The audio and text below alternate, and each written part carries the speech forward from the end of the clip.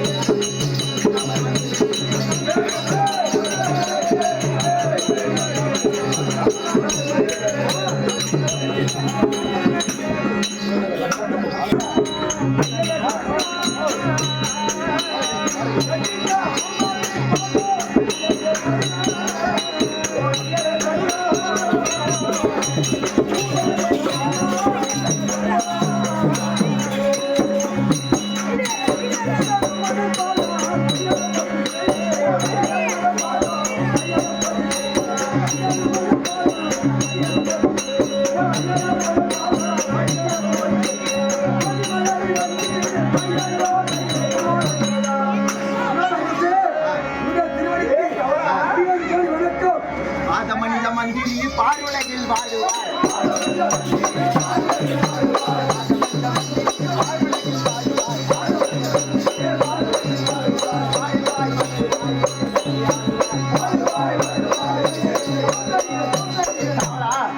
என்னுடைய பாதத்தை நீ ஆதாரமாக சேவித்தபடினால்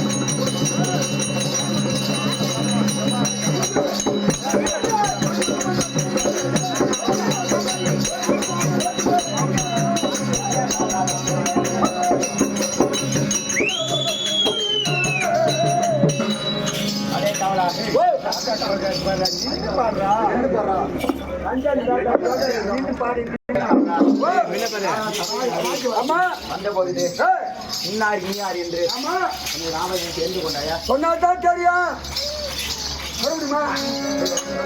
தந்தை சாமாஜாக்கி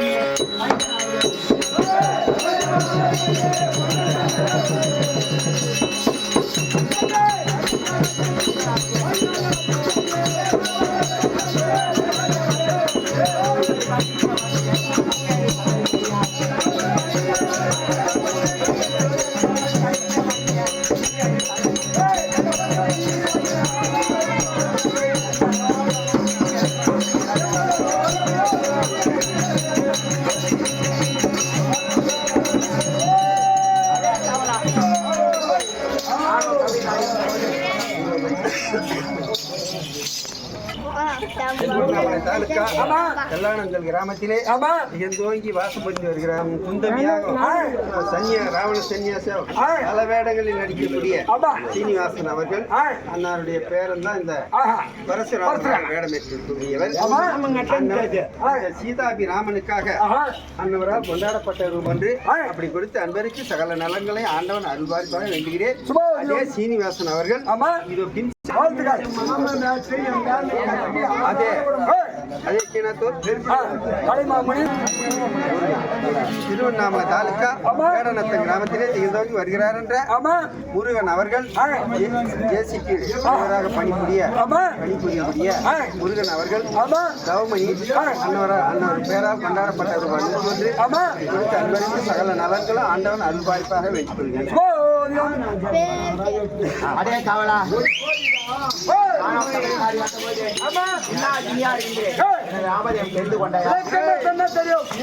ஜமதக்கனி முனிவருக்கும் ஏனுகா தேவிக்கும் பிறந்த என் பெயர் தான் பரசுராமர்.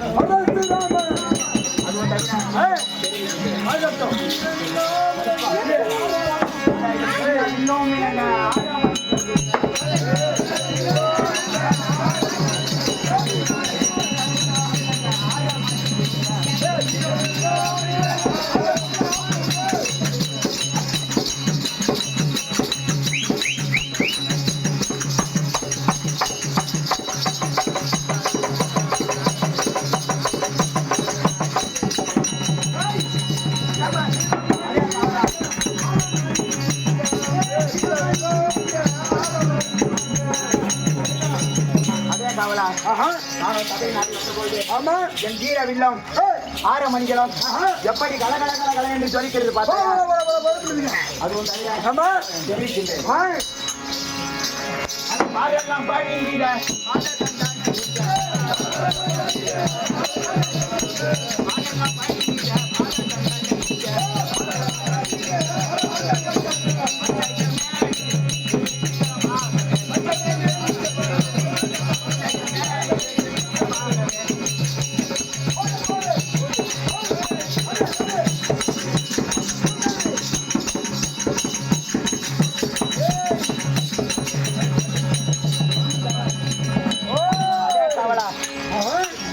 சபை நாடி வரும்போது பாரெல்லாம் எப்படி அணிபடிது பார்த்தாயா? பாரெல்லாம் கெட்டு பத்த பரசுராமர் என்ற 14 லோகமா பாரெல்லாம் என்ன கண்ட உடனே அடி பண்ணிட்டு கிடி கிடி கிடியான ஆமா மண்டமே மதுரமே நடிக்க வேண்டும். ஆமா ஆமா அதுவும் தவிர தெரிவிக்கின்றேன்.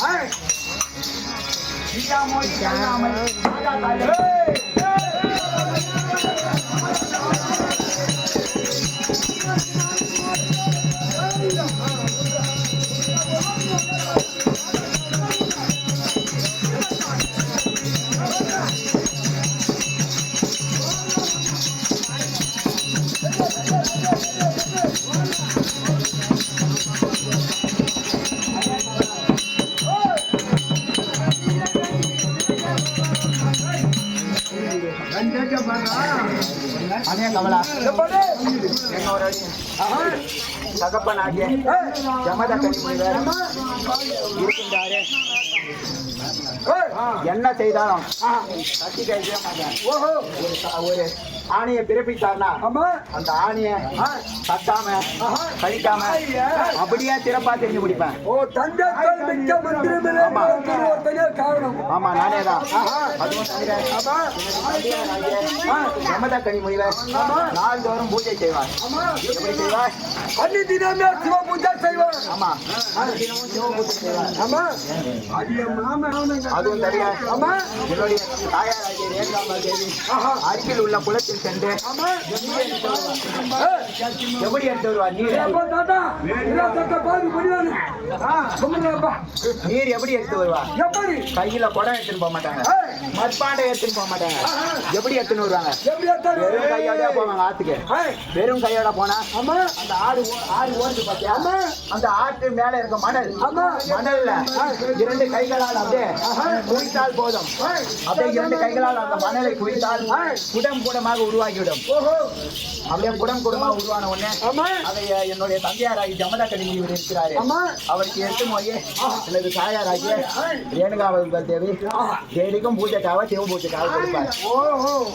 மண்பாண்டத்தில் குடம் வர வேண்டும். ஆமா நூலில்லாமல் மாலை கொட்ட மலர் பிடிக்க வேண்டும். அதுவும் தவிர ஒரு நாள் என்னுடைய தந்தையாராகிய ஜமதக்கனி முனிவருக்காக பூஜைக்காக என்னுடைய தாயாராகிய ரேணுகாம்பாள் தேவி நீர் எடுத்து வரும்பொழுது போகும்பொழுது ஆட்டுக்கு போறாங்க. ஆட்டுக்கு போற உடனே அந்த ஆகாய கந்தர்வர்கள் வான வழியா தட்டுறாங்க. நீர் எடுக்க இவங்க போவோம், அந்த ஆகாய கந்தர்வர் 2 பேரும் ஒன்னா ஆகும், வான வழியா போகுவோம். எனது தாயாராகிய ரேணுகாம்பாள் தேவி என்ன பண்றாங்க? அடடா அந்த ஆகாய கந்தர்வர்கள் வானின் வழியாக எவ்வளவு அழகா எப்படி போறாங்க பாத்தியா அப்படின்னு சொல்லிட்டு அவங்க மீது ஆசை கொண்டுட்டாங்க. ஆசை கொண்ட உடனே என்ன ஆச்சுன்னு கேளு.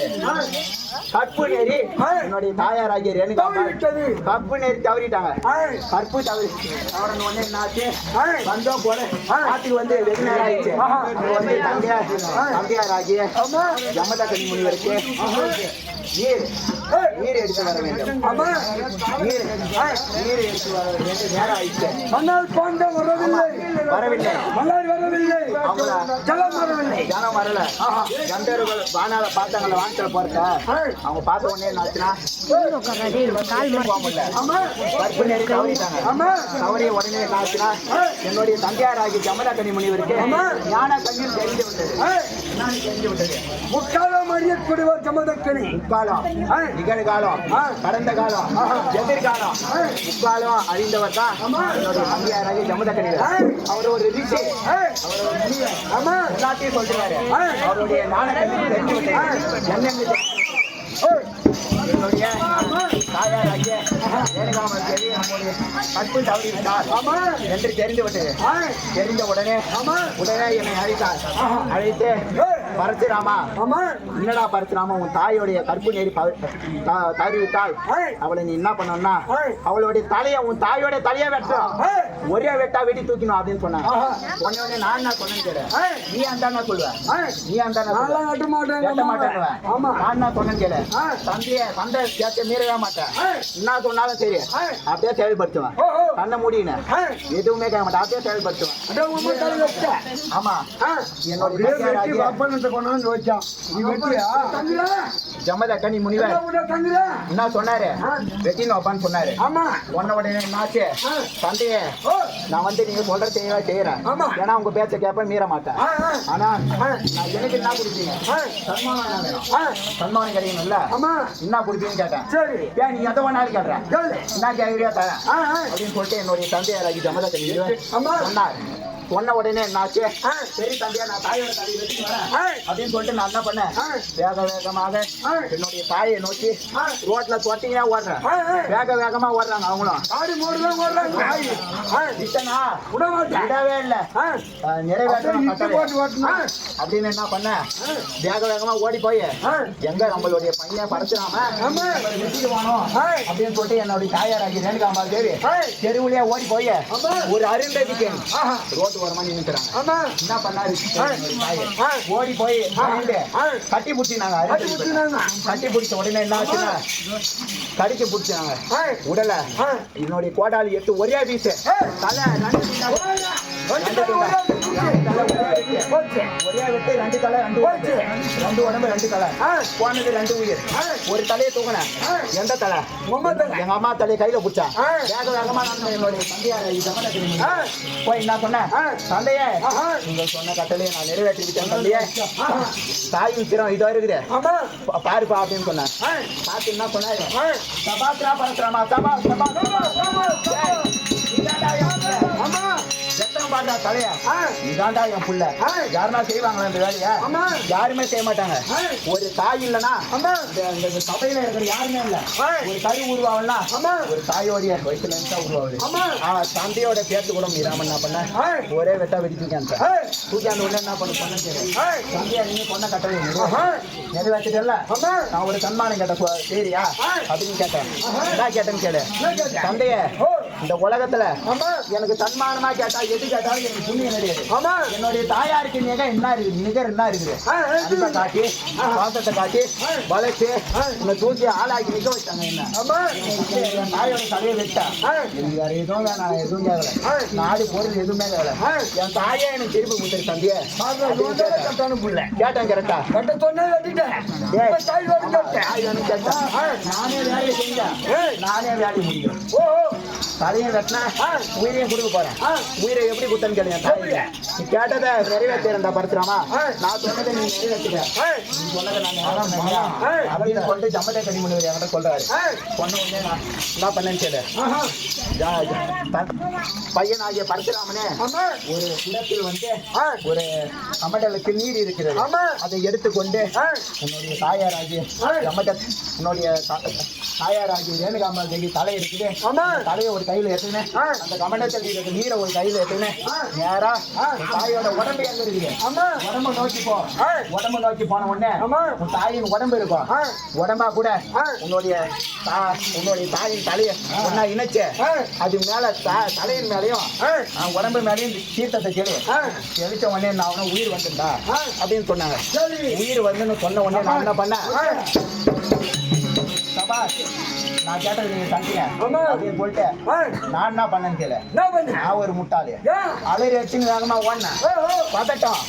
தாயே வெட்டி மாடா உயிர் வருமா வராத இவன் போலி மந்திரம் எதனா சொல்லிட்டாரோ போய் வச்சா ஏதோ வேக வேகமா உடம்பு நோக்கி ஓடுறேன்.